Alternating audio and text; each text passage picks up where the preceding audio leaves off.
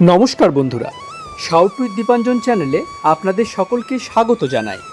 আপনারা শুনছেন শ্রীম কথিত শ্রী শ্রী রামকৃষ্ণ কথামৃত 43তম পর্ব নিয়ে আপনাদের কাছে চলে এসেছি। চলুন আজকের পর্বটি শুরু করা যাক। তব কথামৃতং তপ্ত জীবনং কবিভিরীরিতং কল্মষাপহম শ্রবণমঙ্গলং শ্রীমদাততং ভুবি গৃণন্তি যে ভুরিদা জনা।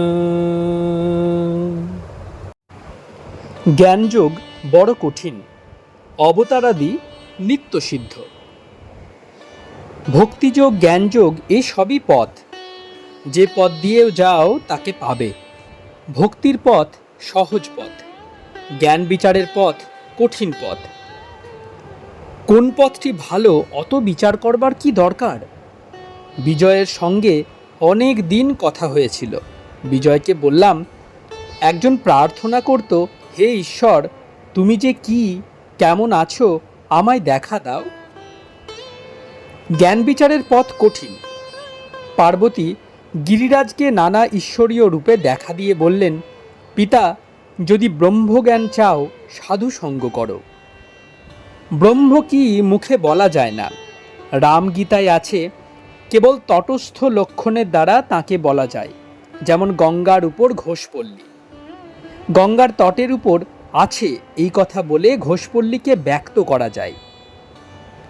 নিরাকার ব্রহ্ম সাক্ষাৎকার হবে না কেন? তবে বড় কঠিন। বিষয় বুদ্ধির লেশ থাকলে হবে না। ইন্দ্রিয়ের বিষয় যত আছে, রূপ, রস, গন্ধ, স্পর্শ, শব্দ সমস্ত ত্যাগ হলে, মনের লয় হলে তবে অনুভবে বোধে বোধ হয় আর অস্তিমাত্র জানা যায়। পণ্ডিত অস্তিত্ব উপলব্ধব্য ইত্যাদি। শ্রীরামকৃষ্ণ, তাকে পেতে গেলে একটা ভাব আশ্রয় করতে হয়। বীর ভাব, সখী ভাব বা দাসী ভাব আর সন্তান ভাব। মণি মল্লিক, তবে আঁট হবে। শ্রীরামকৃষ্ণ, আমি সখীভাবে অনেক দিন ছিলাম। বলতাম, আমি আনন্দময়ী ব্রহ্মময়ীর দাসী। ওগো দাসীরা, আমায় তোমরা দাসী করো, আমি গরব করে চলে যাব, বলতে বলতে যে আমি ব্রহ্মময়ীর দাসী। কারু কারু সাধন না করেও ঈশ্বর লাভ হয়, তাদের নিত্যসিদ্ধ বলে। যারা জপ তপাদি সাধন করে ঈশ্বর লাভ করেছে তাদের বলে সাধন সিদ্ধ। আবার কেউ কৃপা সিদ্ধ, যেমন 1000 বছরের অন্ধকার ঘর প্রদীপ নিয়ে গেলে এক্ষণে আলো হয়ে যায়। আবার আছে হঠাৎ সিদ্ধ, যেমন গরিবের ছেলে বড় মানুষের নজরে পড়ে গেছে, বাবু তাকে মেয়ে বিয়ে দিলে, সেই সঙ্গে বাড়ি ঘর গাড়ি দাসদাসী সব হয়ে গেল। আর আছে স্বপ্ন সিদ্ধ, স্বপ্নে দর্শন হলো। সুরেন্দ্র সহাস্যে, আমরা এখন ঘুমোই, পরে বাবু হয়ে যাব। শ্রীরামকৃষ্ণ সস্নেহে, তুমি তো বাবু আছোই। কয়ে আকার দিলে কা হয়, আবার একটা আকার দেওয়া বৃথা, দিলে সেই কাই হবে। সকলের হাস্য। নিত্যসিদ্ধ আলাদা থাক, যেমন অরণি কাষ্ঠ, একটু ঘষলেই আগুন, আবার না ঘষলেও হয়। একটু সাধন করলেই নিত্যসিদ্ধ ভগবানকে লাভ করে, আবার সাধন না করলেও পায়। তবে নিত্যসিদ্ধ ভগবান লাভ করার পর সাধন করে। যেমন লাউ কুমড়ো গাছে আগে ফল হয়, তারপর ফুল। পণ্ডিত লাউ কুমড়োর ফল আগে হয় শুনিয়া হাসিতেছেন। শ্রীরামকৃষ্ণ, আর নিত্যসিদ্ধ হুমা পাখির ন্যায়। তার মা উচ্চ আকাশে থাকে। প্রসবের পর ছানা পৃথিবীর দিকে পড়তে থাকে। পড়তে পড়তে ডানা উঠে ও চোখ ফুটে। কিন্তু মাটি গায়ে আঘাত না লাগতে লাগতে মার দিকে চোঁচা দৌড় দেয়। কোথায় মা, কোথায় মা? দেখো না, প্রহ্লাদের ক লিখতে চক্ষে ধারা। ঠাকুর নিত্যসিদ্ধের কথাই অরণি কাঠ ও হোমা পাখির দৃষ্টান্তের দ্বারা কি নিজের অবস্থা বুঝাইতেছেন? ঠাকুর পণ্ডিতের বিনীত ভাব দেখিয়া সন্তুষ্ট হইয়াছেন। পণ্ডিতের স্বভাবের বিষয় ভক্তদের বলিতেছেন। শ্রীরামকৃষ্ণ ভক্তদের প্রতি, এর স্বভাবটি বেশ। মাটির দেওয়ালে পেরেক পুতলে কোনো কষ্ট হয় না। পাথরে পেরেকের গোড়া ভেঙে যায়, তবু পাথরের কিছু হয় না। এমন সব লোক আছে, হাজার ঈশ্বর কথা শুনুক, কোনো মতে চৈতন্য হয় না। যেমন কুমির, গায়ে তরবারির চোপ লাগে না। পাণ্ডিত্য অপেক্ষা সাধনা ভালো, বিবেক। পণ্ডিত, কুমিরের পেটে বর্ষা মারলে হয়। সকলের হাস্য। শ্রীরামকৃষ্ণ সহাস্যে,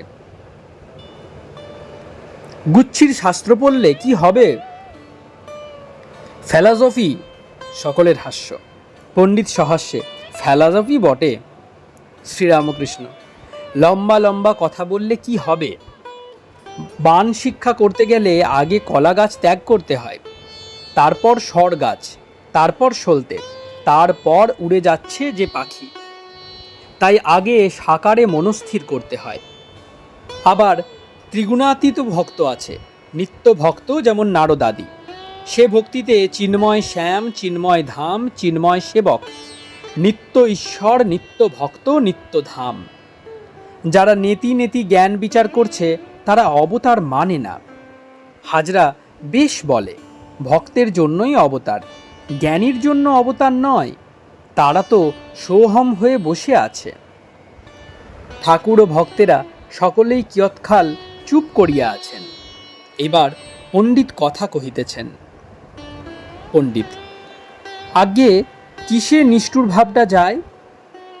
হাস্য দেখলে মাংসপেশি স্নায়ু মনে পড়ে, শোক দেখলে কীরকম নার্ভাস সিস্টেম মনে পড়ে।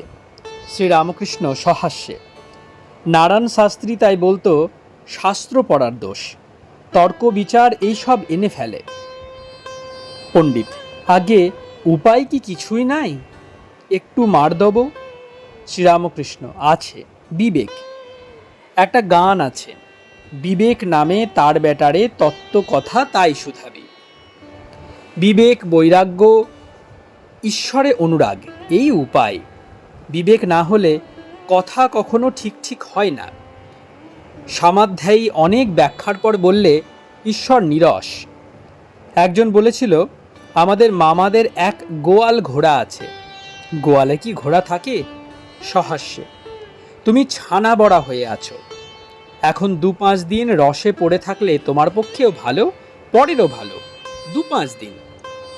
পণ্ডিত ঈষৎ হাসিয়া, ছানা বড়া পুড়ে অঙ্গার হয়ে গিয়েছে। শ্রীরামকৃষ্ণ সহাস্যে, না না, আরশোলার রং হয়েছে। হাজরা, বেশ ভাজা হয়েছে, এখন রস খাবে বেশ।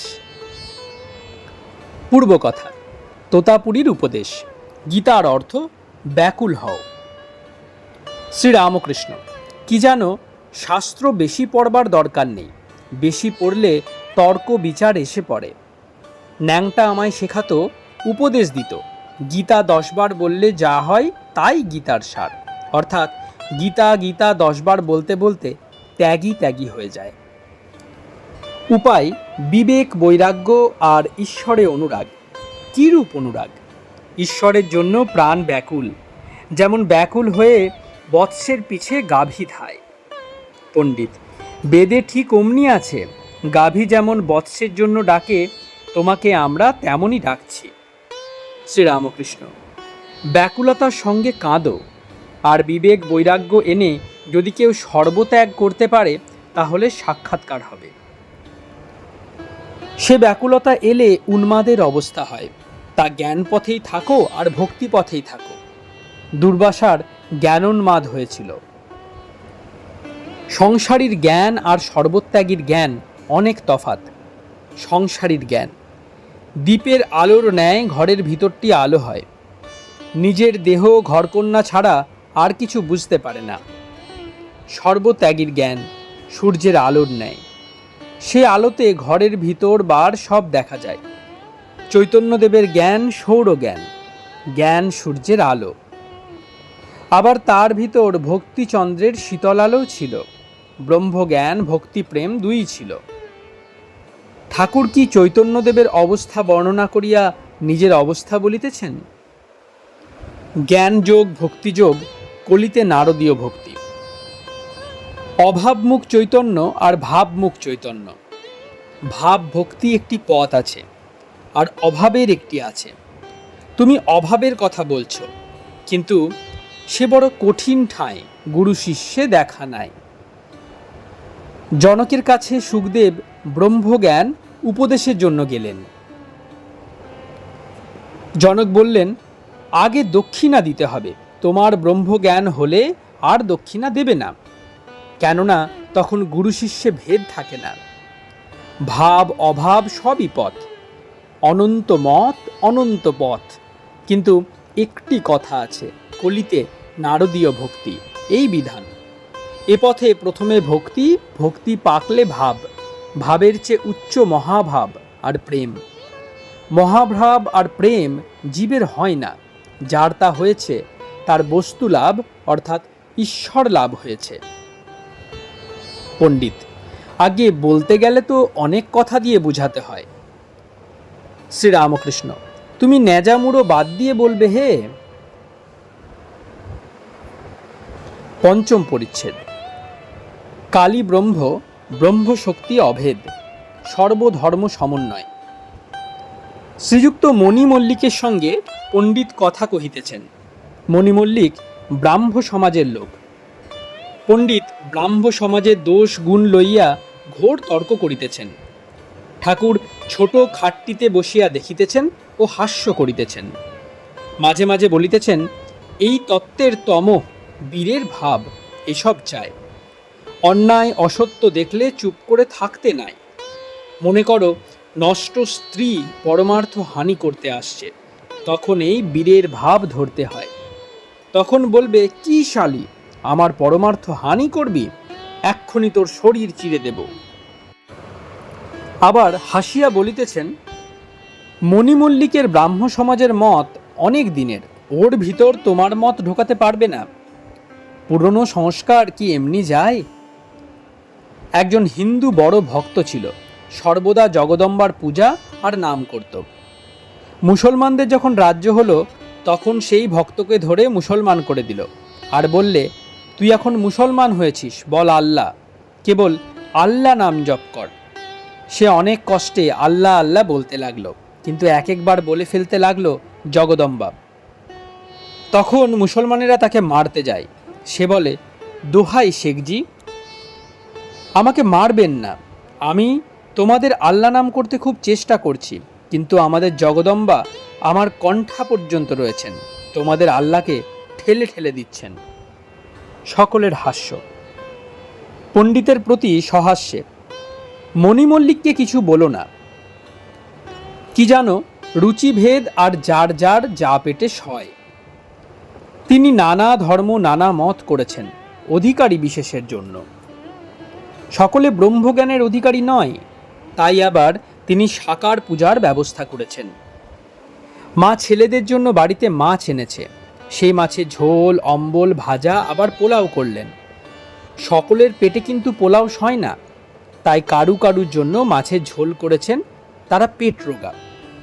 আবার কারু স্বাদ অম্বল খায় বা মাছ ভাজা খায়, প্রকৃতি আলাদা, আবার অধিকারী ভেদ। সকলে চুপ করিয়া আছেন। ঠাকুর পণ্ডিতকে বলিতেছেন, যাও একবার ঠাকুর দর্শন করে এসো, আবার বাগানে একটু বেড়াও। বেলা 5:30 বাজিয়াছে। পণ্ডিত ও তাহার বন্ধুরা গাত্রোত্থান করিলেন, ঠাকুর বাড়ি দেখিবেন। ভক্তেরাও কেহ কেহ তাহাদের সঙ্গে গেলেন। কিয়ৎক্ষণ পরে ঠাকুরও মাস্টার সমভিব্যাহারে বেড়াইতে বেড়াইতে গঙ্গা তীরে বাঁধা ঘাটের দিকে যাইতেছেন। ঠাকুর মাস্টারকে বলিতেছেন, বাবুরাম এখন বলে, পড়ে শুনে কি হবে? গঙ্গা তীরে পণ্ডিতের সহিত ঠাকুরের আবার দেখা হইল। ঠাকুর বলিতেছেন, কালীঘরে যাবে না, তাই এলুম। পণ্ডিত ব্যস্ত হইয়া বলিলেন, আজ্ঞে চলুন দর্শন করি গিয়ে। ঠাকুর সহাস্যবদন, চাঁদনির ভিতর দিয়া কালীঘরের দিকে যাইতে যাইতে বলিতেছেন, একটা গানে আছে। এই বলিয়া মধুর সুর করিয়া গাহিতেছেন, মা কি আমার কালোরে, কালোরূপ দিগম্বরী, হৃদি পদ্ম করে আলোরে। চাঁদনি হইতে প্রাঙ্গণে আসিয়া আবার বলিতেছেন, একটা গানে আছে, জ্ঞানাগ্নি জেলে ঘরে ব্রহ্মময়ীর রূপ দেখো না। মন্দিরে আসিয়া ঠাকুর ভূমিষ্ঠ হইয়া প্রণাম করিলেন। মার শ্রীপাদপদ্মে জবা বিল্ল ত্রিনয়নী ভক্তদের কতই স্নেহচক্ষে দেখিতেছেন, হস্তে বরাভয়। মা বারাণসী চেলি ও বিবিধ অলঙ্কার পরিয়াছেন। শ্রীমূর্তি দর্শন করিয়া ভূধরের দাদা বলিতেছেন, শুনেছি নবীন ভাস্করের নির্মাণ। ঠাকুর বলিতেছেন, তা জানি না, জানি ইনি চিন্ময়ী। ভক্ত সঙ্গে ঠাকুর নাট মন্দিরে বেড়াইতে বেড়াইতে দক্ষিণাস্য হইয়া আসিতেছেন। বলিদানের স্থান দেখিয়া পণ্ডিত বলিতেছেন, মা পাঁঠা কাটা দেখতে পান না। সকলের হাস্য। ষষ্ঠ পরিচ্ছেদ। ঠাকুর এইবার ফিরিতেছেন। বাবুরামকে বলিলেন, আরে আয়। মাস্টারও সঙ্গে আসিলেন। সন্ধ্যা হইয়াছে। ঘরের পশ্চিমের গোল বারান্দায় আসিয়া ঠাকুর বসিয়াছেন, ভাবস্থ, অর্ধবাহ্য। কাছে বাবুরাম ও মাস্টার। আজকাল ঠাকুরের সেবার কষ্ট হইয়াছে। রাখাল আজকাল থাকেন না। কেহ কেহ আছেন, কিন্তু তাহারা ঠাকুরের সকল অবস্থাতে ছুতে পারেন না। ঠাকুর সংকেত করে বাবুরামকে বলিতেছেন, হছু না রাছু এ অবস্থায় আর কাকেও ছুঁতে দিতে পারি না, তুই থাক, তাহলে ভালো হয়। ঈশ্বর লাভ ও কর্মত্যাগ, নূতন হাঁড়ি, গৃহী ভক্ত ও নষ্টা স্ত্রী। পণ্ডিত ঠাকুর বাড়ি দর্শন করিয়া ঠাকুরের ঘরে ফিরিয়াছেন। ঠাকুর পশ্চিমের গোল বারান্দা হইতে বলিতেছেন, তুমি একটু জল খাও। পণ্ডিত বললেন, আমি সন্ধ্যা করি নাই। অমনি ঠাকুর ভাবে মাতোয়ারা হইয়া গান গাহিতেছেন ও দাঁড়াইয়া পড়িলেন। গয়া গঙ্গা প্রভাসাদি, কাশী কাঞ্চি কেওয়া চায়, কালী কালী বলে আমার অজপা যদি ফুরায়। ত্রিসন্ধ্যা যে বলে কালী পূজা সন্ধ্যা সে কি চায়, সন্ধ্যা তার সন্ধানে ফেরে কভু সন্ধি নাহি পায়। পূজা হোম জপ যজ্ঞ আর কিছু না মনে লয়, মদনেরই যাগযজ্ঞ ব্রহ্মময়ীর রাঙা পায়। ঠাকুর প্রেমোন্মত্ত হইয়া আবার বলিতেছেন, কতদিন সন্ধ্যা, যতদিন ওং বলতে মন লীন না হয়। পণ্ডিত, তবে জল খাই, তারপর সন্ধ্যা করব। শ্রীরামকৃষ্ণ, আমি তোমার স্রোতে বাধা দিব না। সময় না হলে ত্যাগ ভালো না। ফল পাকলে ফুল আপনি ঝরে। কাঁচা বেলায় নারিকেলের বেল্ল টানাটানি করতে নাই, ওরকম করে ভাঙলে গাছ খারাপ হয়। সুরেন্দ্র বাড়ি যাইবার উদ্যোগ করিতেছেন। বন্ধুবর্গকে আহ্বান করিতেছেন, তাহার গাড়িতে লইয়া যাইবেন। সুরেন্দ্র, মহেন্দ্রবাবু যাবেন? ঠাকুর এখনো ভাবস্থ, সম্পূর্ণ প্রকৃতস্থ হন নাই। তিনি সেই অবস্থাতেই সুরেন্দ্রকে বলিতেছেন, তোমার ঘোড়া যত বইতে পারে তার বেশি নিও না। সুরেন্দ্র প্রণাম করিয়া চলিয়া গেলেন। পণ্ডিত সন্ধ্যা করিতে গেলেন। মাস্টার ও বাবুরাম কলিকাতায় যাইবেন, ঠাকুরকে প্রণাম করিতেছেন। ঠাকুর এখনো ভাবস্থ।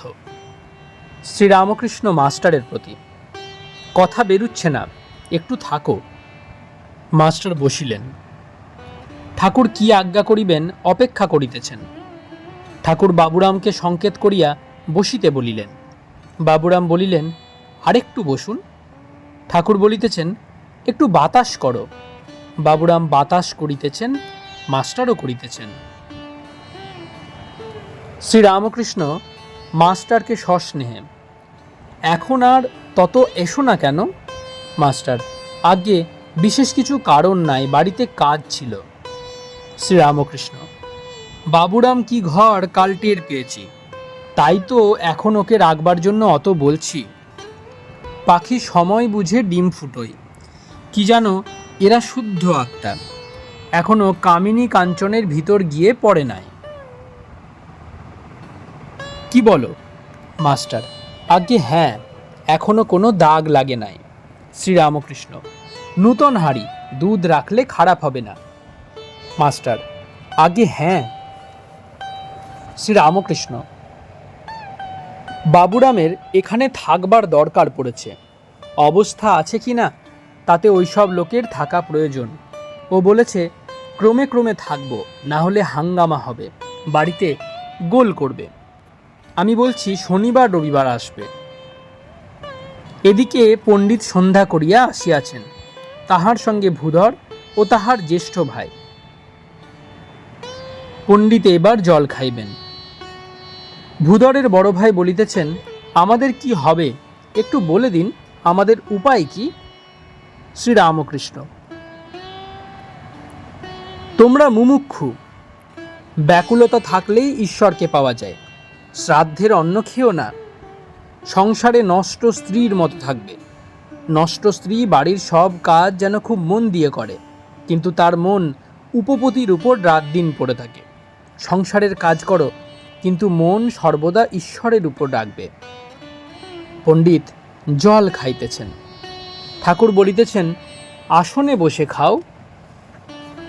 খাবার পর পণ্ডিতকে বলিতেছেন, তুমি তো গীতা পড়েছ, যাকে সকলে গণে মানে তাতে ঈশ্বরের বিশেষ শক্তি আছে। পণ্ডিত: যৎ যৎ বিভূতিমৎ সত্যম শ্রীমদুর্জিতমে বা। শ্রীরামকৃষ্ণ: তোমার ভিতর অবশ্য তার শক্তি আছে। পণ্ডিত: আজ্ঞা, যে ব্রত নিয়েছি অধ্যবসায়ের সহিত করব কি? ঠাকুর যেন উপরোধে পড়ে বলছেন, হ্যাঁ হবে, তারপরেই অন্য কথার দ্বারা ও কথা যেন চাপা দিলেন। শ্রীরামকৃষ্ণ: শক্তি মানতে হয়। বিদ্যাসাগর বললেন, তিনি কি কারুকে বেশি শক্তি দিয়েছেন? আমি বললাম, তবে একজন লোক 100 জনকে মারতে পারে কেন? কুইন ভিক্টোরিয়ার এত মান এত নাম কেন, যদি শক্তি না থাকতো? আমি বললাম, তুমি মানো কি না? তখন বলে, হ্যাঁ মানি। পণ্ডিত বিদায় লইয়া গাত্রোত্থান করিলেন ও ঠাকুরকে ভূমিষ্ঠ হইয়া প্রণাম করিলেন। সঙ্গের বন্ধুরাও প্রণাম করিলেন। ঠাকুর বলিতেছেন, আবার আসবেন। গাঁজাখোরকে দেখলে আহ্লাদ করে, হয়তো তার সঙ্গে কোলাকুলি করে। অন্য লোক দেখলে মুখ লুকোয়। গরু আপনার জনকে দেখলে গা চাটে, অপরকে গুঁতোয়। সকলের হাস্য। পণ্ডিত চলিয়া গেলে ঠাকুর হাসিয়া বলিতেছেন, ডাইলিউট হয়ে গেছে একদিনেই, দেখলে কেমন বিনয়ী, আর সব কথা লয়। আষাঢ় শুক্লা সপ্তমী তিথি। পশ্চিমের বারান্দায় চাঁদের আলো পড়িয়াছে। ঠাকুর সেখানে এখনো বসিয়া আছেন। মাস্টার প্রণাম করিতেছেন। ঠাকুর সস্নেহে বলিতেছেন, যাবে? মাস্টার: আজ্ঞা, তবে আসি। শ্রীরামকৃষ্ণ: একদিন মনে করেছি সব্বাইয়ের বাড়ি এক একবার করে যাব, তোমার ওখানে একবার যাব, কেমন? মাস্টার: আজ্ঞা, বেশ তো। দশম খণ্ড। দক্ষিণেশ্বর মন্দিরে ভক্ত সঙ্গে শ্রীরামকৃষ্ণ। প্রথম পরিচ্ছেদ। সন্ন্যাসী সঞ্চয় করিবে না, ঠাকুর মদগত অন্তরাত্মা। ঠাকুর শ্রীরামকৃষ্ণ দক্ষিণেশ্বরের কালী মন্দিরে আছেন। তিনি নিজের ঘরে ছোট খাটটিতে পূর্বাশ্ব হইয়া বসিয়া আছেন। ভক্তগণ মেজের উপর বসিয়া আছেন। আজ কার্তিক মাসের কৃষ্ণা সপ্তমী, 25শে কার্তিক, ইংরাজি 9ই নভেম্বর 1884 খ্রিস্টাব্দ। বেলা প্রায় 2 প্রহর। মাস্টার আসিয়া দেখিলেন ভক্তেরা ক্রমে ক্রমে আসিতেছেন। শ্রীযুক্ত বিজয়কৃষ্ণ গোস্বামীর সঙ্গে কয়েকটি ব্রাহ্ম ভক্ত আসিয়াছেন। পূজারী রামচক্রবর্তীও আছেন। ক্রমে মহিমাচরণ, নারায়ণ, কিশোরী আসিলেন। একটু পরে আরও কয়েকটি ভক্ত আসিলেন। শীতের প্রারম্ভ। ঠাকুরের জামার প্রয়োজন হইয়াছিল, মাস্টারকে আনিতে বলিয়াছিলেন। তিনি লং ক্লথের জামা ছাড়া একটি জিনের জামা আনিয়াছিলেন, কিন্তু ঠাকুর জিনের জামা আনিতে বলেন নাই। শ্রীরামকৃষ্ণ মাস্টারের প্রতি, তুমি বরং একটা নিয়ে যাও, তুমি পরবে, তাতে দোষ নাই। আচ্ছা, তোমায় কীরকম জামার কথা বলেছিলাম? মাস্টার, আজ্ঞা, আপনি সাদাসিধে জামার কথা বলেছিলেন, জিনের জামা আনিতে বলেন নাই। শ্রীরামকৃষ্ণ, তবে জিনেরটাই ফিরিয়ে নিয়ে যাও। বিজয়াদির প্রতি, দেখো, দারিকবাবু বনাত দিচ্ছিল, আবার খোট্টারাও আনলে, নিলাম না। ঠাকুর আরও কি বলতে যাইতেছিলেন, এমন সময় বিজয় কথা কহিলেন। বিজয়, আজ্ঞে তা বই কি, যা দরকার কাজেই নিতে হয়, একজনের তো দিতেই হবে, মানুষ ছাড়া আর কে দেবে? শ্রীরামকৃষ্ণ, দেবার সেই ঈশ্বর। শাশুড়ি বললে, আহা বৌমা, সকলেরই সেবা করবার লোক আছে, তোমার কেউ পা টিপে দিত, বেশ হতো। বউ বললে, ওগো, আমার পা হরি টিপবেন, আমার কারুকে দরকার নেই। সে ভক্তিভাবে ওই কথা বললে। একজন ফকির আকবর শাহর কাছে কিছু টাকা আনতে গেছিল। বাদশাহ তখন নামাজ পড়ছে আর বলছে, হে খোদা, আমায় ধন দাও, দৌলত দাও। ফকির তখন চলে আসবার উপক্রম করলে, কিন্তু আকবর শাহ তাকে বসতে ইশারা করলেন। নামাজের পর জিজ্ঞাসা করলেন, তুমি কেন চলে যাচ্ছিলে? সে বললে, আপনি বলেছিলেন ধন দাও, দৌলত দাও, তাই ভাবলাম যদি চাইতে হয় ভিখারির কাছে কেন, খোদার কাছে চাইব। বিজয়, গয়াতে সাধু দেখেছিলাম, নিজের চেষ্টা নাই। একদিন ভক্তদের খাওয়াবার ইচ্ছা হলো, দেখি কোথা থেকে মাথায় করে ময়দা ঘি এসে পড়ল, ফলটলও এলো। সঞ্চয় ও 3 শ্রেণীর সাধু। শ্রীরামকৃষ্ণ বিজয়াদির প্রতি, সাধুর 3 শ্রেণী, উত্তম, মধ্যম, অধম। উত্তম যারা খাবার জন্যে চেষ্টা করে না, মধ্যম ও অধম যেমন দণ্ডি ফন্ডি। মধ্যম তারা নমো নারায়ণ বলে দাঁড়ায়, যারা অধম তারা না দিলে ঝগড়া করে। সকলের হাস্য। উত্তম শ্রেণীর সাধুর অজগর বৃত্তি, বসে খাওয়া পাবে, অজগর নড়ে না। একটি ছোকরা সাধু, বাল ব্রহ্মচারী, ভিক্ষা করতে গিয়েছিল। একটা মেয়ে এসে ভিক্ষা দিলে, তার বক্ষে স্তন দেখে সাধু মনে করলে বুকে ফোঁড়া হয়েছে, তাই জিজ্ঞাসা করলে। পরে বাড়ির গিন্নিরা বুঝিয়ে দিলে যে ওর গর্ভে ছেলে হবে বলে ঈশ্বর স্তনেতে দুগ্ধ দিবেন, তাই ঈশ্বর আগে থাকতে তার বন্দোবস্ত করেছেন। এই কথা শুনে ছোকরা সাধুটি অবাক। তখন সে বললে, তবে আমার ভিক্ষা করবার দরকার নেই, আমার জন্য খাবার আছে। ভক্তেরা কেহ কেহ মনে করিতেছেন, তবে আমাদেরও তো চেষ্টা না করলে হয়। শ্রীরামকৃষ্ণ, যার মনে আছে চেষ্টা দরকার, তার চেষ্টা করতেই হবে। বিজয়, ভক্তমালে একটি বেশ গল্প আছে। শ্রীরামকৃষ্ণ, তুমি বলো না। বিজয়, আপনিই বলুন না। শ্রীরামকৃষ্ণ, না তুমিই বলো, আমারও তো মনে নাই, প্রথম প্রথম শুনতে হয়, তাই আগে আগে ওসব শুনতাম। ঠাকুরের অবস্থা, এক রাম চিন্তা, পূর্ণ জ্ঞান ও প্রেমের লক্ষণ। শ্রীরামকৃষ্ণ, আমার এখন সে অবস্থা নয়। হনুমান বলেছিল, আমি তিথি নক্ষত্র জানি না, এক রাম চিন্তা করি। চাতক চায় কেবল ফটিক জল, পিপাসায় প্রাণ যায়, উঁচু হয়ে আকাশের জল পান করতে চায়। গঙ্গা যমুনা 7 সমুদ্র জলে পূর্ণ, কিন্তু সে পৃথিবীর জল খাবে না। রাম লক্ষ্মণ পম্পা সরোবরে গিয়েছেন। লক্ষ্মণ দেখিলেন একটি কাক ব্যাকুল হয়ে বারবার জল খেতে যায়, কিন্তু খায় না।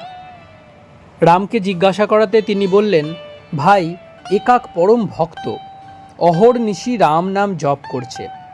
এদিকে জলতৃষ্ণায় ছাতি ফেটে যাচ্ছে, কিন্তু খেতে পারছে না। ভাবছে খেতে গেলে পাছে রাম নাম জপ ফাঁক হয়ে যায়। হলধারীকে পূর্ণিমার দিন বললুম, দাদা, আজ কি অমাবস্যা? সকলের হাস্য। সহাস্যে, হ্যাঁ গো, শুনেছিলাম যখন অমাবস্যা পূর্ণিমা ভুল হবে তখন পূর্ণ জ্ঞান হয়। হলধারী তা বিশ্বাস করবে কেন? হলধারী বললে, এ কলিকাল, একে আবার লোকে মানে, যার অমাবস্যা পূর্ণিমা বোধ নাই? ঠাকুর এইসব কথা বলিতেছেন, এমন সময় মহিমাচরণ আসিয়া উপস্থিত। শ্রীরামকৃষ্ণ সম্ভ্রমে শ্রীরামকৃষ্ণ সসম্ভ্রমে, আসুন আসুন, বসুন, বিজয়াদি ভক্তের প্রতি। এ অবস্থায় অমুক দিন মনে থাকে না। সেদিন বেনিপালের বাগানে উৎসব, দিন ভুল হয়ে গেল। অমুক দিন সংক্রান্তি, ভালো করে হরিনাম করব, এসব আর ঠিক থাকে না। কিয়ৎক্ষণ চিন্তার পর তবে অমুক আসবে বললে মনে থাকে। শ্রীরামকৃষ্ণের মন প্রাণ কোথায়? ঈশ্বর লাভ ও উদ্দীপন। ঈশ্বরের 16 আনা মন গেলে এই অবস্থা। রাম জিজ্ঞাসা করলেন, হনুমান, তুমি সীতার সংবাদ এনেছ? কিরূপ তাকে দেখে এলে আমাকে বলো। হনুমান বললে, রাম, দেখলাম সীতার শুধু শরীর পড়ে আছে, তার ভিতর মন প্রাণ নেই। সীতার মন প্রাণ যে তিনি তোমার পাদপদ্মে সমর্পণ করেছেন, তাই শুধু শরীর পড়ে আছে, আর কাল আনাগোনা করছে। কিন্তু কি করবে, শুধু শরীর, মন প্রাণ তাতে নাই। যাকে চিন্তা করবে তার সত্তা পাওয়া যায়। অহর্নিশি ঈশ্বর চিন্তা করলে ঈশ্বরের সত্তা লাভ হয়। লুনের পুতুল সমুদ্র মাপতে গিয়ে তাই হয়ে গেল। কি উদ্দেশ্য? বই বা শাস্ত্রের সাধুর পুঁথি একজন খুলে দেখলে প্রত্যেক পাতাতে কেবল রাম নাম লেখা আছে, আর কিছুই নাই। ঈশ্বরের উপর ভালোবাসা এলে এটুকুতেই উদ্দীপন হয়। তখন একবার রাম নাম করলে কোটি সন্ধ্যার ফল হয়। মেঘ দেখলে ময়ূরের উদ্দীপন হয়, আনন্দে পেখম ধরে নৃত্য করে। শ্রীমতীরও সেইরূপ হতো, মেঘ দেখলেই কৃষ্ণকে মনে পড়ত। চৈতন্যদেব মেরগাঁর কাছ দিয়ে যাচ্ছিলেন, শুনলেন এ গাঁয়ের মাটিতে খোল তৈয়ার হয়। অমনি ভাবে বিহ্বল হলেন, কেননা হরিনাম সংকীর্তনের সময় খোল বাজে। কার উদ্দীপন হয়? যার বিষয় বুদ্ধি ত্যাগ হয়েছে। বিষয় রস যার শুকিয়ে যায়, তারই একটুতেই উদ্দীপন হয়। দেশলাই ভিজে থাকলে হাজার ঘষো, জ্বলবে না। জলটা যদি শুকিয়ে যায়, তাহলে একটু ঘষলেই দপ করে জ্বলে ওঠে। ঈশ্বর লাভের পর দুঃখে মরণে স্থির বুদ্ধি ও আত্মসমর্পণ। দেহের সুখ দুঃখ আছেই, যার ঈশ্বর লাভ হয়েছে সে মন প্রাণ দেহ আত্মা সমস্ত তাকে সমর্পণ করে। পম্পা সরোবরে স্নানের সময় রাম লক্ষ্মণ সরোবরের নিকট মাটিতে ধনুক গুঁজে রাখলেন। স্নানের পর উঠে লক্ষ্মণ তুলে দেখেন যে ধনুক রক্তাক্ত হয়ে রয়েছে। রাম দেখে বললেন, ভাই দেখো দেখো, বোধহয় কোনো জীব হিংসা হলো। লক্ষ্মণ মাটি খুঁড়ে দেখেন একটা বড় কোলা ব্যাঙ, মুমূর্ষু অবস্থা। রাম করুণ স্বরে বলতে লাগলেন, কেন তুমি শব্দ করো নাই? আমরা তোমাকে বাঁচাবার চেষ্টা করতাম। যখন সাপে ধরে তখন তো খুব চিৎকার করো। ভেক বললে, রাম, যখন সাপে ধরে তখন আমি এই বলে চিৎকার করি, রাম রক্ষা করো, রাম রক্ষা করো। এখন দেখছি রামই আমায় মারছেন, তাই চুপ করে আছি। দ্বিতীয় পরিচ্ছেদ। স্বস্বরূপে থাকা কিরূপ, জ্ঞানযোগ কেন কঠিন? ঠাকুর একটু চুপ করিলেন ও মহিমাদি ভক্তদের দেখিতেছেন। ঠাকুর শুনিয়াছেন যে মহিমাচরণ গুরু মানেন না। এবার ঠাকুর আবার কথা কহিতেছেন। শ্রীরামকৃষ্ণ, গুরু বাক্যে বিশ্বাস করা উচিত, গুরুর চরিত্রের দিকে দেখবার দরকার নেই। যদ্যপি আমার গুরু সুঁড়ি বাড়ি যায়, তথাপি আমার গুরু নিত্যানন্দ রায়। একজন চণ্ডী ভাগবত শোনাত। সে বললে, ঝাড়ু অস্পৃশ্য বটে, কিন্তু স্থানকে শুদ্ধ করে। মহিমাচরণ বেদান্ত চর্চা করেন, উদ্দেশ্য ব্রহ্মজ্ঞান। জ্ঞানীর পথ অবলম্বন করিয়াছেন ও সর্বদা বিচার করেন। শ্রীরামকৃষ্ণ মহিমার প্রতি। জ্ঞানীর উদ্দেশ্য স্বস্বরূপকে জানা, এরই নাম জ্ঞান, এরই নাম মুক্তি। পরব্রহ্ম, ইনি নিজের স্বরূপ। আমি আর পরব্রহ্ম এক, মায়ার দরুন জানতে দেয় না। হরিশকে বললুম, আর কিছু নয়, সোনার উপর ঝোড়া কতক মাটি পড়েছে, সেই মাটি ফেলে দেওয়া। ভক্তেরা আমি রাখে, জ্ঞানীরা রাখে না। কিরূপে স্বস্বরূপে থাকা যায় ন্যাংটা উপদেশ দিত, মন বুদ্ধিতে লয় করো, বুদ্ধি আত্মাতে লয় করো, তবে স্বস্বরূপে থাকবে। কিন্তু আমি থাকবেই থাকবে, যায় না। যেমন অনন্ত জলরাশি, উপরে নিচে সম্মুখে পিছনে ডাইনে বামে জল পরিপূর্ণ। সেই জলের মধ্যে একটি জলপূর্ণ কুম্ভ আছে, ভিতরে বাহিরে জল, কিন্তু তবুও কুম্ভটি আছে। আমি রূপ কুম্ভ। পূর্বকথা। কালীবাড়িতে বজ্রপাত। ব্রহ্মজ্ঞানীর শরীর ও চরিত্র। জ্ঞানীর শরীর যেমন তেমনই থাকে, তবে জ্ঞানাগ্নিতে কামাদি রিপু দগ্ধ হয়ে যায়। কালীবাড়িতে অনেক দিন হলো ঝড় বৃষ্টি হয়ে কালীঘরে বজ্রপাত হয়েছিল। আমরা গিয়ে দেখলাম কপাটগুলির কিছু হয় নাই, তবে স্ক্রুগুলির মাথা ভেঙে গিয়েছিল। কপাটগুলি যেন শরীর, কামাদি আসক্তি যেন স্ক্রুগুলি। জ্ঞানী কেবল ঈশ্বরের কথা ভালোবাসে, বিষয়ের কথা হলে তার বড় কষ্ট হয়। বিষয়রা আলাদা লোক, তাদের অবিদ্যা পাগড়ি খসে না, তাই ঘুরে ফিরে ওই বিষয়ের কথা এনে ফেলে।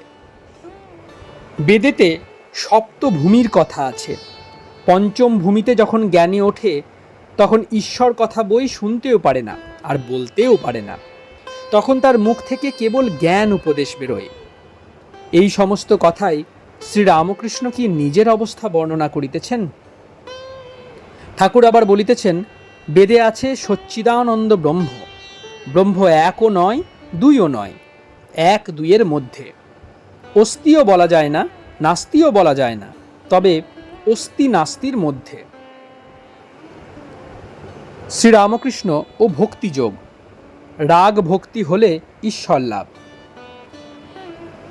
শ্রীরামকৃষ্ণ, রাগ ভক্তি এলে অর্থাৎ ঈশ্বরে ভালোবাসা এলে তবে তাকে পাওয়া যায়।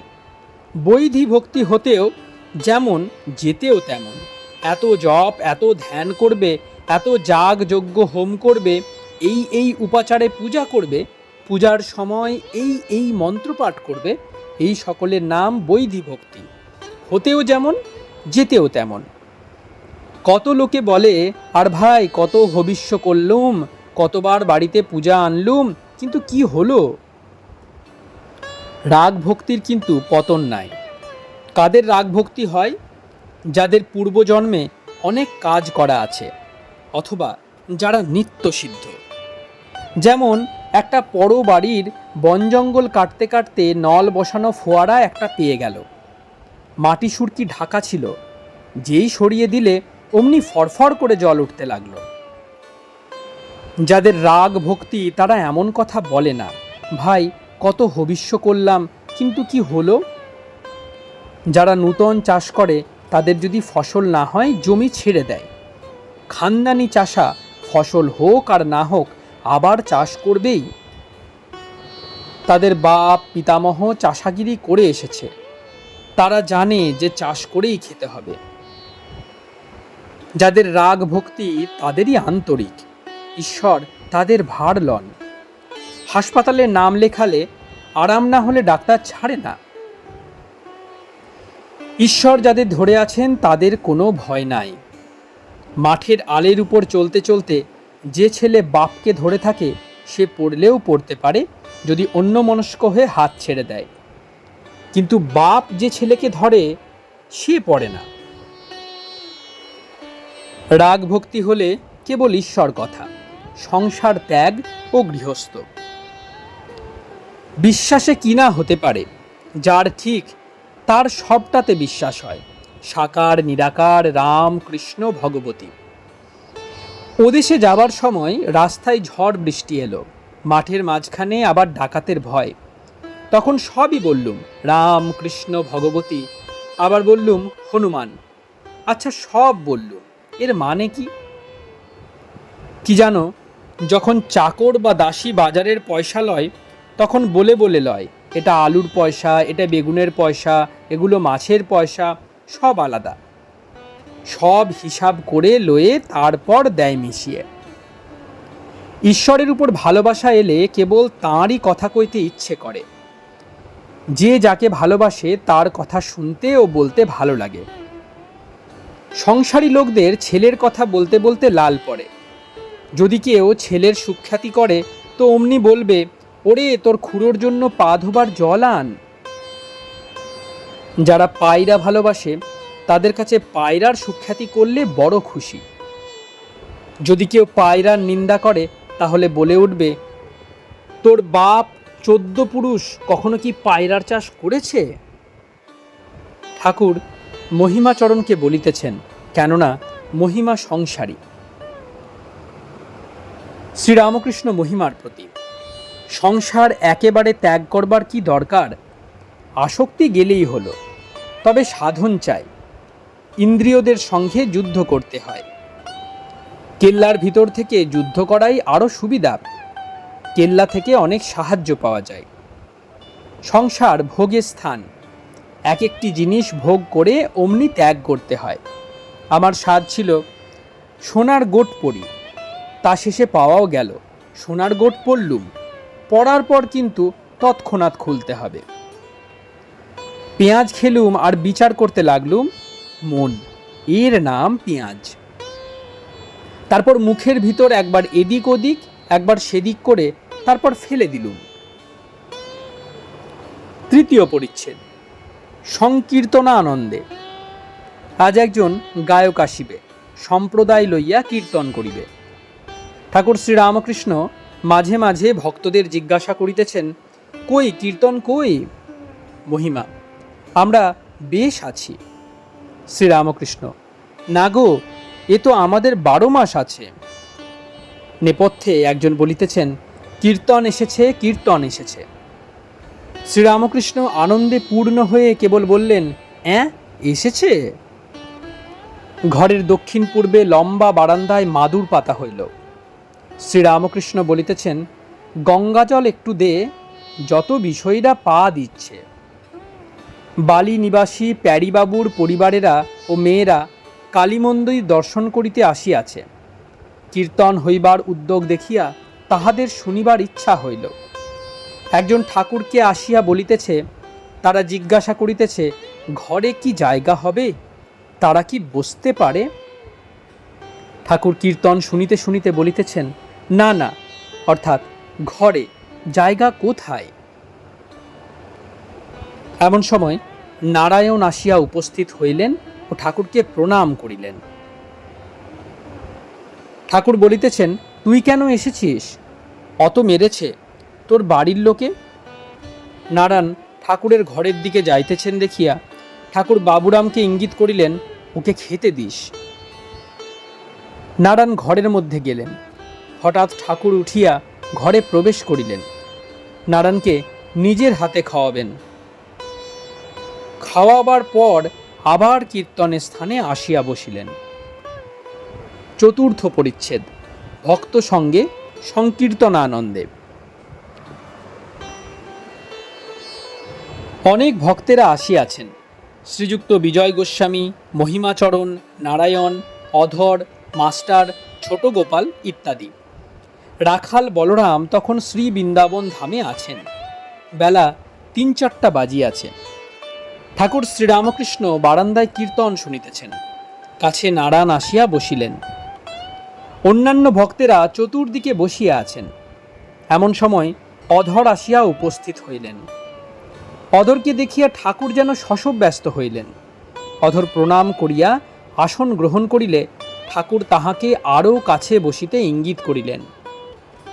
কীর্তনিয়া কীর্তন সমাপ্ত করিলেন। আসর ভঙ্গ হইল। উদ্যান মধ্যে ভক্তেরা এদিক ওদিক বেড়াইতেছেন। কেহ কেহ মা কালীর ও রাধাকান্তির মন্দিরে আরতি দর্শন করিতে গেলেন। সন্ধ্যার পর ঠাকুরের ঘরে আবার ভক্তেরা আসিলেন। ঠাকুরের ঘরের মধ্যে আবার কীর্তন হইবার উদ্যোগ হইতেছে। ঠাকুরের খুব উৎসাহ, বলিতেছেন যে, এদিকে একটা বাতি দাও। ডবল বাতি জ্বালিয়া দেওয়াতে খুব আলো হইল। ঠাকুর বিজয়কে বলিতেছেন, তুমি অমন জায়গায় বসলে কেন? এদিকে সরে এসো। এবার সংকীর্তনে খুব মাতামাতি হইল। ঠাকুর মাতোয়ারা হইয়া নৃত্য করিতেছেন, ভক্তেরা তাহাকে খুব বেরিয়া বেরিয়া নাচিতেছেন। বিজয় নৃত্য করিতে করিতে দিগম্বর হইয়া পড়িয়াছেন, হুঁশ নাই। কীর্তনানন্তে বিজয় চাবি খুঁজিতেছেন, কোথায় পড়িয়া গিয়াছে। ঠাকুর বলিতেছেন, এখানেও একটা হরিবোল খাই, এই বলিয়া হাসিতেছেন।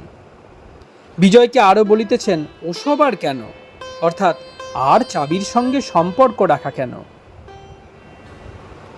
কিশোরী প্রণাম করিয়া বিদায় লইতেছেন। ঠাকুর যেন স্নেহে আর্দ্র হইয়া তাহার বক্ষে হাত দিলেন আর বলিলেন, তবে এসো। কথাগুলি যেন করুণা মাখা। কিয়ৎক্ষণ পরে মণি ও গোপাল কাছে আসিয়া প্রণাম করিলেন, তাহারা বিদায় লইবেন। আবার সেই স্নেহমাখা কথা, কথাগুলি হইতে যেন মধু ঝরিতেছে। বলিতেছেন, কাল সকালে উঠে যেও, আবার হিম লাগবে। ভক্ত সঙ্গে ভক্ত কথা প্রসঙ্গে।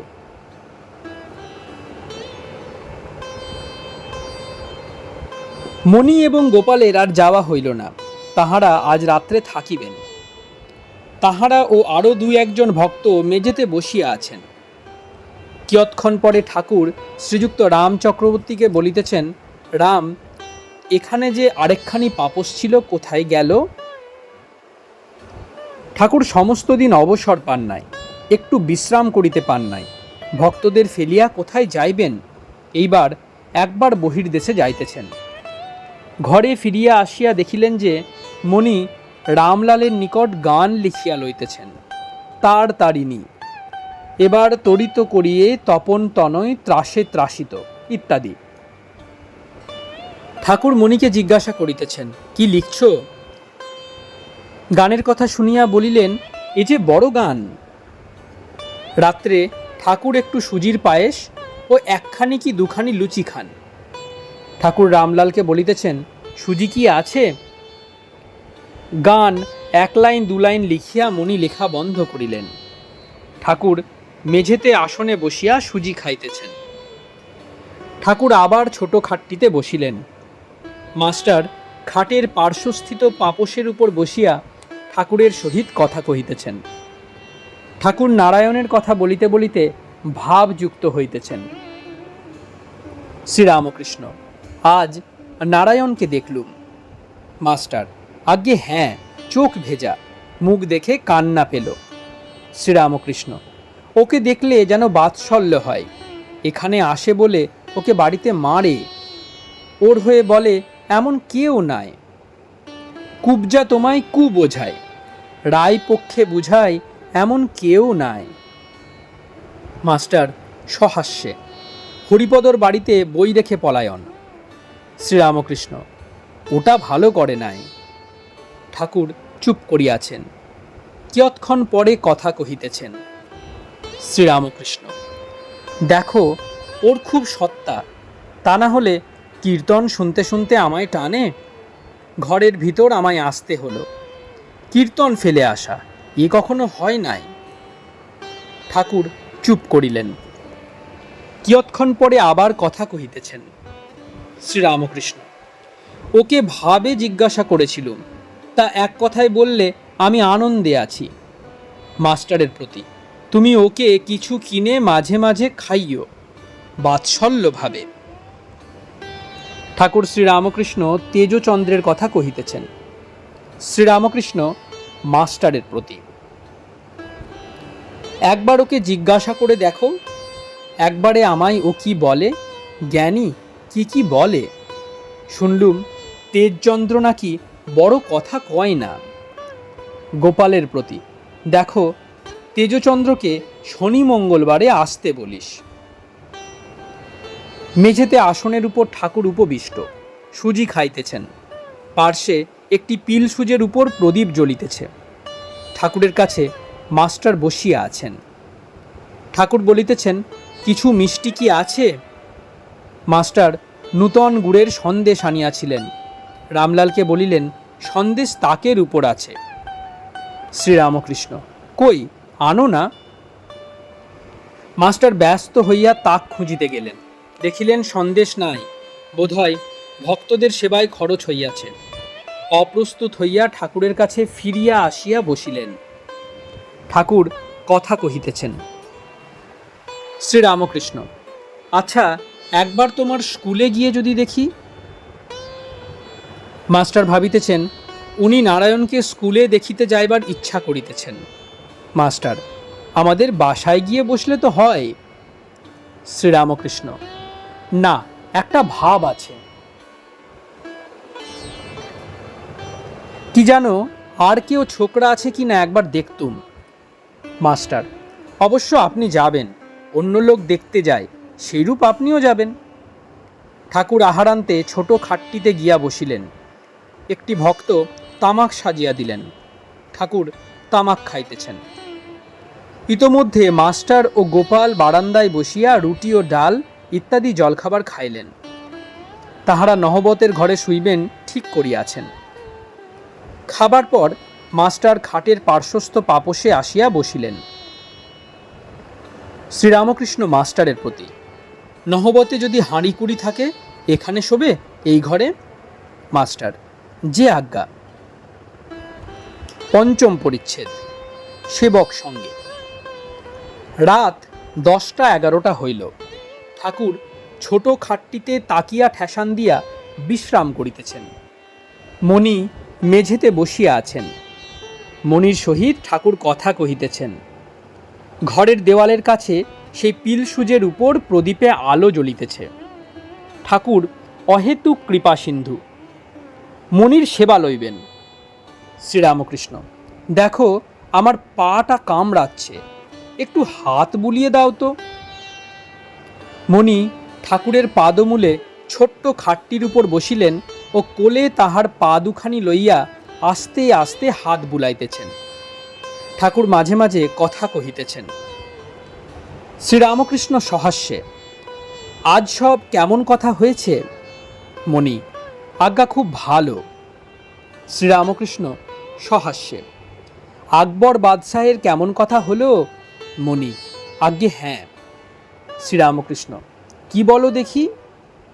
মণি: ফকির আকবর বাদশাহের সঙ্গে দেখা করতে এসেছিল।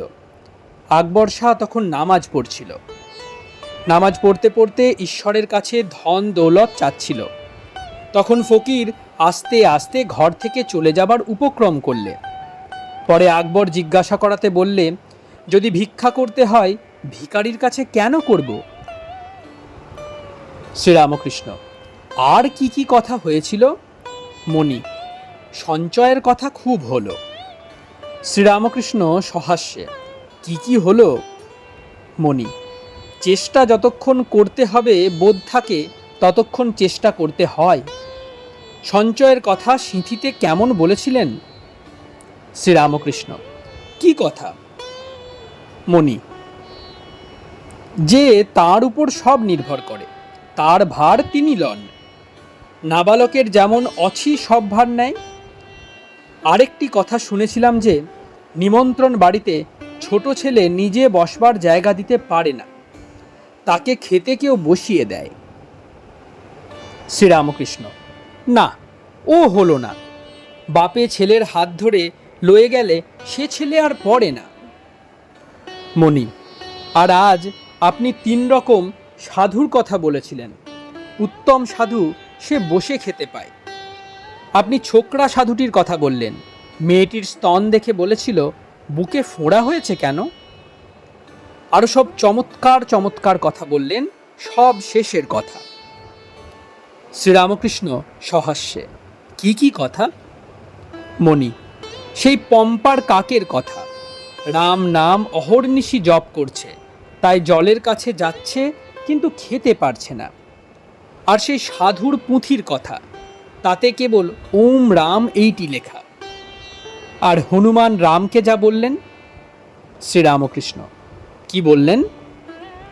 মণি: সীতাকে দেখে এলুম, শুধু দেহটি পড়ে রয়েছে, মন প্রাণ তোমার পায়ে সব সমর্পণ করেছেন। আর চাতকের কথা, ফটিক জল বই আর কিছু খাবে না। আর জ্ঞান যোগ আর ভক্তিযোগের কথা। শ্রীরামকৃষ্ণ, কি? মণি, যতক্ষণ কুম্ভ জ্ঞান ততক্ষণ আমি কুম্ভ থাকবেই থাকবে। যতক্ষণ আমি জ্ঞান ততক্ষণ আমি ভক্ত, তুমি ভগবান। শ্রীরামকৃষ্ণ, না, কুম্ভ জ্ঞান থাকুক আর না থাকুক কুম্ভ যায় না। আমি যাবার নয়, হাজার বিচার করো ও যাবে না। মণি খানিকক্ষণ চুপ করিয়া রহিলেন, আবার বলিতেছেন, মণি, কালীঘরে ঈশান মুখুজ্জের সঙ্গে কথা হয়েছিল। বড় ভাগ্য তখন আমরা সেখানে ছিলাম আর শুনতে পেয়েছিলাম। শ্রীরামকৃষ্ণ সহাস্যে, হ্যাঁ, কি কি কথা বলো দেখি। মণি, সেই বলেছিলেন কর্মকাণ্ড, আদি কাণ্ড। শম্ভু মল্লিককে বলেছিলেন, যদি ঈশ্বর তোমার সামনে আসেন তাহলে কি কতগুলো হাসপাতাল ডিসপেন্সারি চাইবে? আরেকটি কথা হয়েছিল, যতক্ষণ কর্মে আসক্তি থাকে ততক্ষণ ঈশ্বর দেখা দেন না। কেশব সেনকে সেই কথা বলেছিলেন। শ্রীরামকৃষ্ণ, কি? মণি, যতক্ষণ ছেলে চুষি নিয়ে ভুলে থাকে ততক্ষণ মা রান্না বান্না করেন। চুষি ফেলে যখন ছেলে চিৎকার করে তখন মা ভাতের হাঁড়ি নামিয়ে ছেলের কাছে যান। আরেকটি কথা সেদিন হয়েছিল। লক্ষ্মণ জিজ্ঞাসা করেছিলেন, ভগবানকে কোথা কোথা দর্শন হতে পারে? রাম অনেক কথা বলে তারপর বললেন, ভাই, যে মানুষে উর্জিতা ভক্তি দেখতে পাবে, হাসে কাঁদে নাচে গায় প্রেমে মাতোয়ারা, সেইখানে জানবে যে আমি আছি। শ্রীরামকৃষ্ণ, আহা আহা। ঠাকুর কিয়ৎক্ষণ চুপ করিয়া রহিলেন। মণি, ঈশানকে কেবল নিবৃত্তির কথা বললেন। সেই দিন থেকে অনেকের আক্কেল হয়েছে, কর্তব্য কর্ম কমাবার দিকে ঝোঁক। বলেছিলেন, লঙ্কায় রাবণ মোলো, বেহুলা কেঁদে আকুল হলো। ঠাকুর শ্রীরামকৃষ্ণ এই কথা শুনিয়া উচ্চ হাস্য করিলেন। মণি অতি বিনীতভাবে, আচ্ছা, কর্তব্য কর্ম হাঙ্গাম কমানো তো ভালো। শ্রীরামকৃষ্ণ, হ্যাঁ, তবে সম্মুখে কেউ পড়ল সে এক, সাধু কি গরিব লোক সম্মুখে পড়লে তাদের সেবা করা উচিত। মণি, আর সেদিন ঈশান মুকুজ্জকে খোসামুদের কথা বেশ বললেন। মরার উপর যেমন শকুনি পড়ে, ও কথা আপনি পণ্ডিত পদ্মলোচনকে বলেছিলেন। শ্রীরামকৃষ্ণ, না, উলোর বামন দাসকে। কিয়ৎপরে মণি ছোট খাটের পার্শ্বে পাপসের নিকট বসিলেন। ঠাকুরের তন্দ্রা আসিতেছে। তিনি মণিকে বলিতেছেন, তুমি শোগে। গোপাল কোথায় গেল? তুমি দৌড় ভেজিয়ে রাখো। পরদিন সোমবার। শ্রীরামকৃষ্ণ বিছানা হইতে অতি প্রত্যুষে উঠিয়াছেন ও ঠাকুরদের নাম করিতেছেন, মাঝে মাঝে গঙ্গা দর্শন করিতেছেন। এদিকে মা কালীর ও শ্রী শ্রী রাধাকান্তের মন্দিরে মঙ্গলারতি হইতেছে। মণি ঠাকুরের ঘরের মেঝেতে শুইয়াছিলেন। তিনিও শয্যা হইতে উঠিয়া সমস্ত দর্শন করিতেছেন ও শুনিতেছেন। প্রাত্যকৃত্যের পর তিনি ঠাকুরের কাছে আসিয়া বসিলেন। ঠাকুর আজ স্নান করিলেন। স্নানান্তে কালীঘরে যাইতেছেন। মণি সঙ্গে আছেন। ঠাকুর তাহাকে ঘরে তালা লাগাইতে বলিলেন। কালীঘরে যাইয়া ঠাকুর আসনে উপবিষ্ট হইলেন ও ফুল লইয়া কখনো নিজের মস্তকে কখনো মা কালীর পাদপদ্মে দিতেছেন। একবার চামল লইয়া ব্যজন করিলেন, আবার নিজের ঘরে ফিরিলেন। মণিকে আবার চাবি খুলিতে বলিলেন। ঘরে প্রবেশ করিয়া ছোট খাটটিতে বসিলেন। এখন ভাবে বিভোর ঠাকুর নাম করিতেছেন। মণি মেঝেতে একাকী উপবিষ্ট। এবার ঠাকুর গান গাহিতেছেন। ভাবে মাতোয়ারা হইয়া গানের ছলে মণিকে কি শেখাইতেছেন যে কালী ব্রহ্ম, কালী নির্গুণা, আবার সগুণা, অরূপ আবার অনন্ত রূপিণী। গান, কে জানে কালী কেমন স্বরদর্শনে। গান, এসব খ্যাপা মেয়ের খেলা। গান, কালীকে জানে তোমায় মা, তুমি অনন্ত রূপিণী, তুমি মহাবিদ্যা, অনাদি অনাদ্যা, ভববন্ধের বন্ধন হারিণী তারিণী, গিরিজা গোপজা গোবিন্দ মোহিনী, শারদে বরদে নগেন্দ্র নন্দিনী। জ্ঞানদে মোক্ষদে কামাখ্যা কামদে শ্রীরাধা শ্রীকৃষ্ণ হৃদি বিলাসিনী। গান তার তারিণী এবার তড়িৎ করিয়ে তপন তনয় ত্রাসে ত্রাসিত প্রাণ যায়। জগৎ অম্বে জনপালিনী জনমোহিনী জগৎ জননী।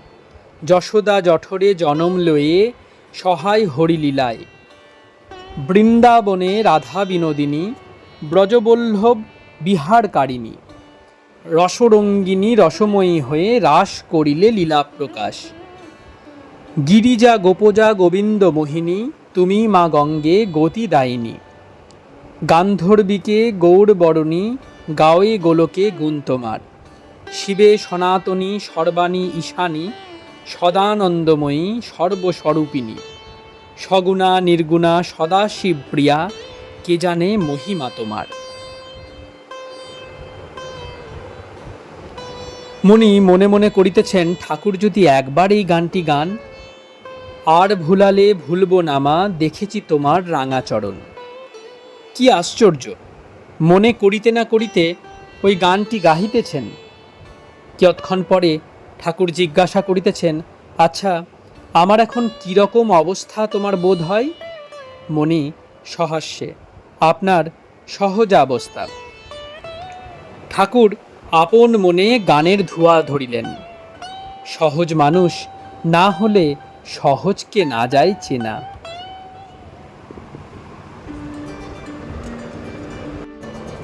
আপনারা শুনছেন শ্রীম কথিত শ্রী শ্রী রামকৃষ্ণ কথামৃত। আজ ৪৩তম পর্বটি আপনাদের কাছে পরিবেশন করলাম। প্রতিদিনের মতো আজকেও প্রণাম করার মাধ্যমে এই পর্বটি শেষ করব। চলুন সকলে মিলে প্রণাম করা যাক।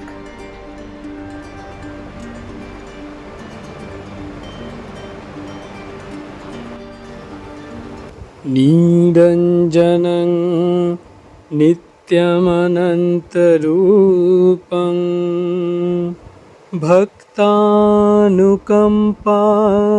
ধৃতবিগ্রহং বৈ ঈশাবতারং পরমেশমিডং